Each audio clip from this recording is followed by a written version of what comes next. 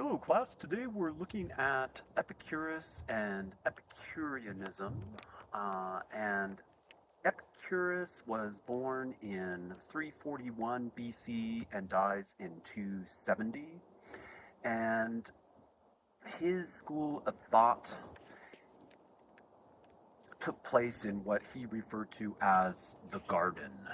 And so this was a competing school of philosophy uh, with Plato's Academy and Aristotle's Lyceum.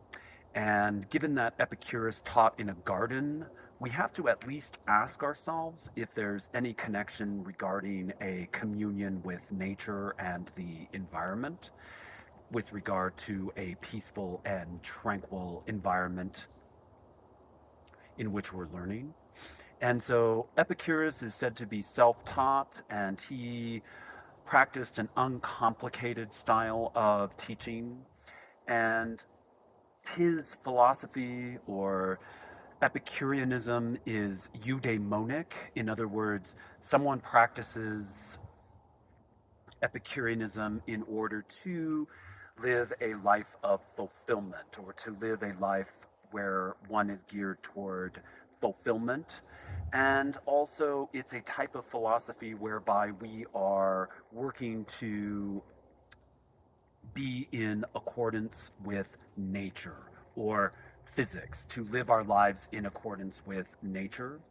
And so this point is also something that is in line with Plato and Socrates, also with regard to the Cynics and the Stoics. So, in order to live a eudaimonic life, one is also leading a life that is reasonable as well. And so, overall, Epicurus was an empiricist, which basically means that everything is perceptual and physically based. And so for Epicureans, something is true if it is based on physical sensation, and untrue if it can not be traced back to physical sensation. So Epicurus's physics is based on Democritus, i.e., it is therefore atomist or atomistic. And so to be an atomist means that if we're looking at the world empirically, we are then thinking of how the world is broken down to its smallest parts. And in this sense, the smallest parts are atoms. So, also in that sense, Epicurus is a materialist. So when you hear that word materialist, you also need to let go of this notion that he was somehow only concerned with material possessions and living a shallow life. That's a modern understanding of materialism, but in a technical term, materialism means that, in a philosophical sense, that everything is materially based. Okay. And so also, Epicurus believed that atoms follow a straight line, and when there's any deviation from that straight line, there is how it is that we account for free will. And this is also a way in which we are understanding his world as materialist and empiricist. So the soul, interestingly enough, for Epicurus is also materially based, but yet when we die, the soul is the atoms are dispersed with the body. So the soul is materially based, and the soul is also dispersed with the death of our bodies.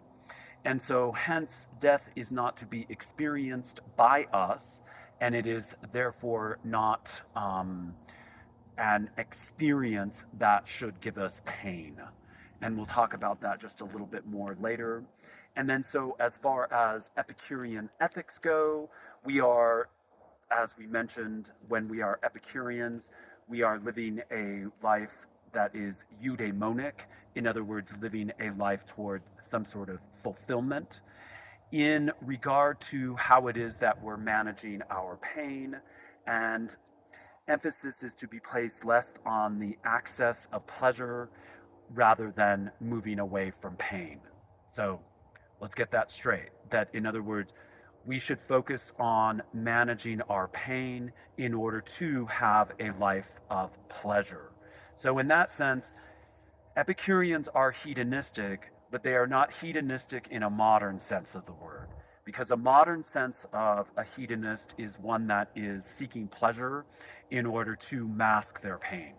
Whereas ancient Epicurean is managing their pain in order to have a pleasurable life.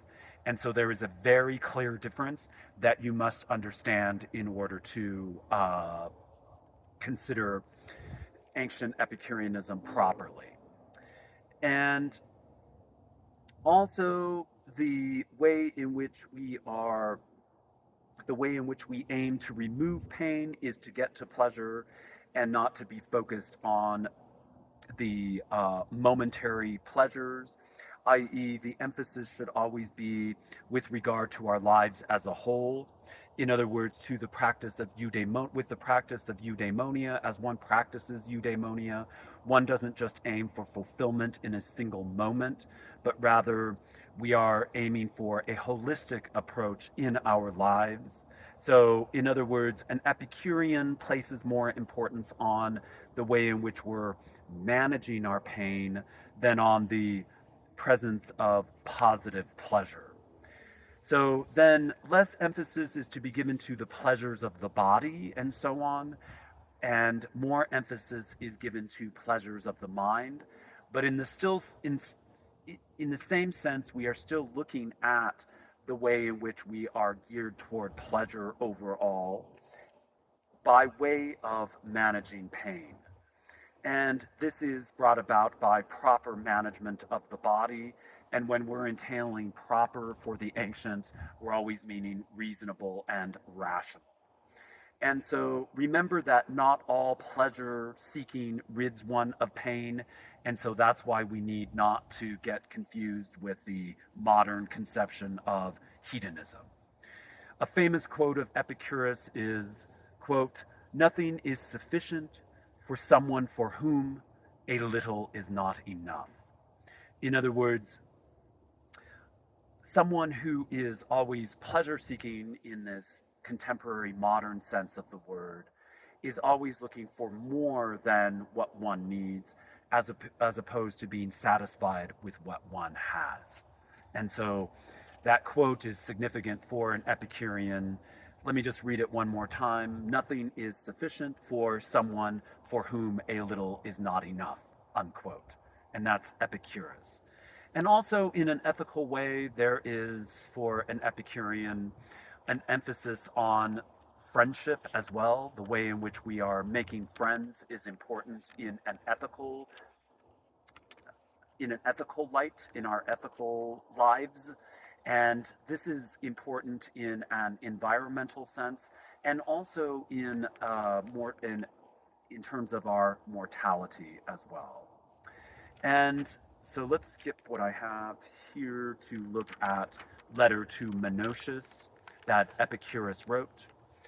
We don't know who Menoeceus is other than the recipient of this letter by Epicurus. And Epicurus points out that one is never too young or too old to study philosophy. In other words, the time is always right to practice and study philosophy in our lives. And he also writes that, quote, "The impious is not he who denies the gods of the many, rather he who attributes to the gods the beliefs of the many," unquote. And so in that regard, even though he was a materialist and an empiricist, he still believed in gods. And because we got to remember that ancient Greek philosophy was also what we now look at as a type of proto-science. And so, but in this regard with the gods, we also are seeing a contemporary problem too, where we're busying ourselves and giving ourselves a lot of pain when we're concerned with what it is that the gods think, or in our contemporary age, what it is that God thinks. And this is a distraction and hence something that brings about pain for us that we want to work on alleviating in order to live a life of pleasure. So the gods cannot be known to us by sensations, according to Epicurus. And let's be careful not to attribute more to the gods than what they actually believe.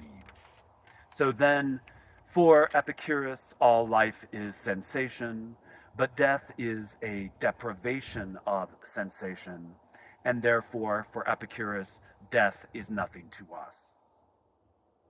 And so, when he writes of this, in other words, therefore death is nothing to us, this is also a way of addressing this management of pain in order to have a pleasurable life.